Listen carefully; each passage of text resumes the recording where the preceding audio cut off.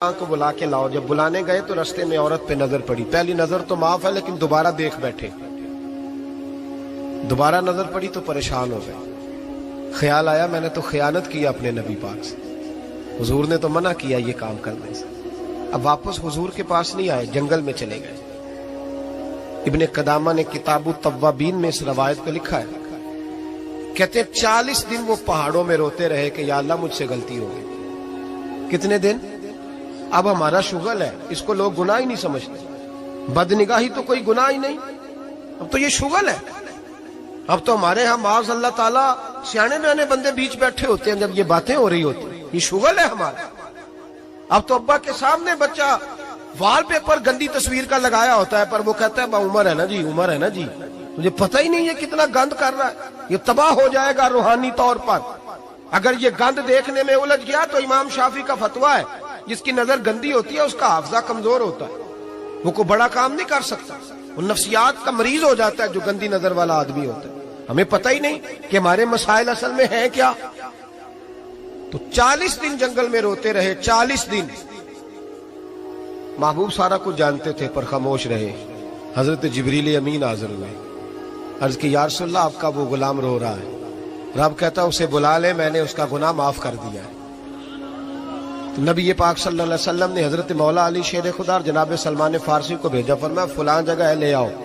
کہتے ہیں جب ہم گئے تو 2 پہاڑوں کے درمیان جناب سالبہ تڑپ کے رو رہے. ہمیں دیکھ کے اور روئے. کہنے لگے علی میرے بارے میں کوئی آیت تو نہیں نازل ہو گئی؟ تو کہا نہیں, چل حضور نے بلایا ہے. کہا اچھا حضور کہتے کیا تھے, فرماتے کیا تھے؟ کہا پتہ نہیں لیکن بلایا ہے. کہتے جب ہمارے ساتھ چلنے لگے مسجد نبوی قریب آئی تو کہنے لگے علی بہت بڑا گناہ کر بیٹھا ہوں, نظریں میلی ہو گئی, وضو نہیں آنکھوں کا, مجھے ڈائریکٹ نہ لے کے جاؤ حضور کے پاس. جب نبی پاک نماز کی نیت باندھ لینا پھر میں جاؤں گا, میں پیچھے کھڑا ہو جاؤں گا حضور کے. میری طبیعت میں حوصلہ نہیں.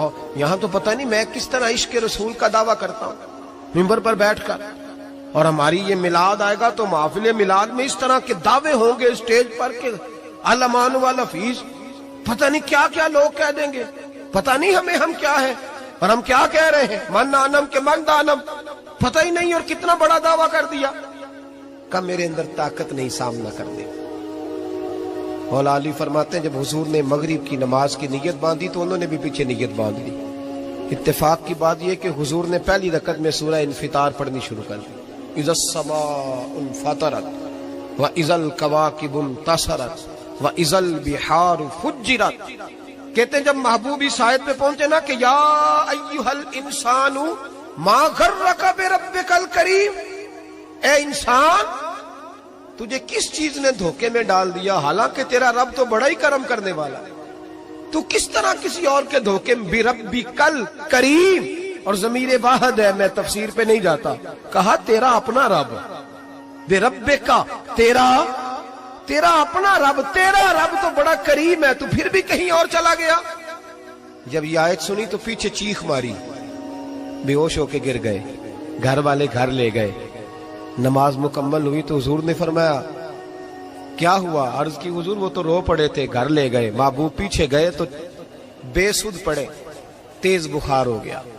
نبی کریم سرہانے بیٹھے اور ان کی گردن کو اٹھا کر سر کو گود میں رکھا, اور جب بالوں میں دستے مبارک پھیرا تو آنکھیں کھول دی اور جھٹ سے اپنا سر زمین پہ رکھ کے کہنے لگے حضور میں اس قابل نہیں کہ آپ کی گود میں میرا سارا ہے, اس قابل نہیں, بڑا مجرم.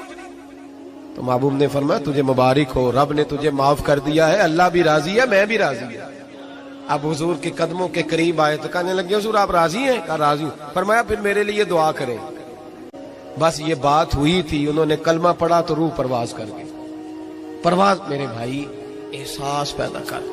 یاد رکھیں اگر روحانی زندگی صحیح نہیں نہ ہوگی, یاد رکھ لیں کسی کا کوئی نقصان نہیں.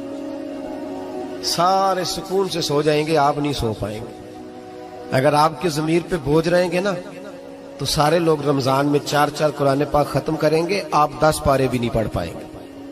اگر آپ اپنے آپ کو صحیح نہیں کریں گے, روحانی زندگی بحال نہیں ہوگی, تو یاد رکھنا بڑا اپنا آپ سارا کچھ سجا کے ظاہراً بڑے پرہیزگار بن کے بھی अपने ज़मीर की अदालत में फैसला अपने हक में नहीं करा पाए। तिजोरियों से माल भरा हुआ होगा लेकिन घर में सुकून नाम की चीज ढूंढने से नहीं मिलेगी।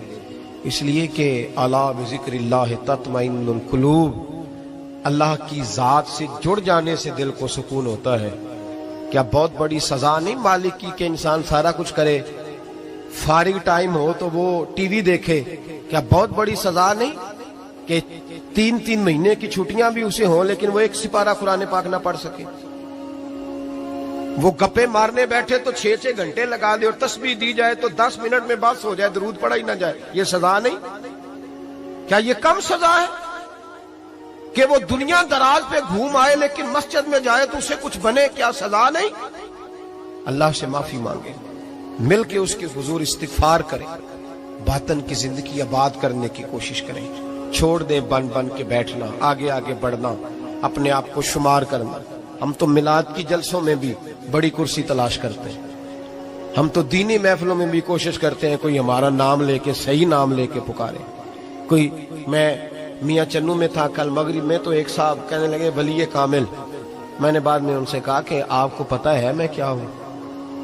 इतना बड़ा दावा मेरे हक में आइंदा ना आप करें, और मत समझे कि आप थोड़े अच्छे बुरे जुमले इस्तेमाल करेंगे तो मैं खुश हूँगा। मैं जो हूँ ना, मैं उसके अंदर बड़ा मुतमईन हूँ, मैं उससे आगे नहीं बढ़ना चाहता। पता सारा है सरदार नू कीतियां दा, पता सारा है सरदार नू कीतियां दा, एदा पर्दा चपाया ही तेरा भला होसी।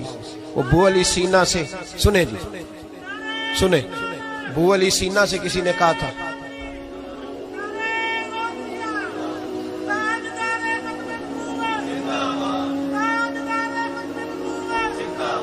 अब इनकी इस बात पर और इस अमल पर एक शेर सुन ले मियाँ मोहम्मद बख्श साहब का। मियाँ साहब कहा करते थे, जितन जितन हर कोई खेडे तू हारन खेड फकीरा।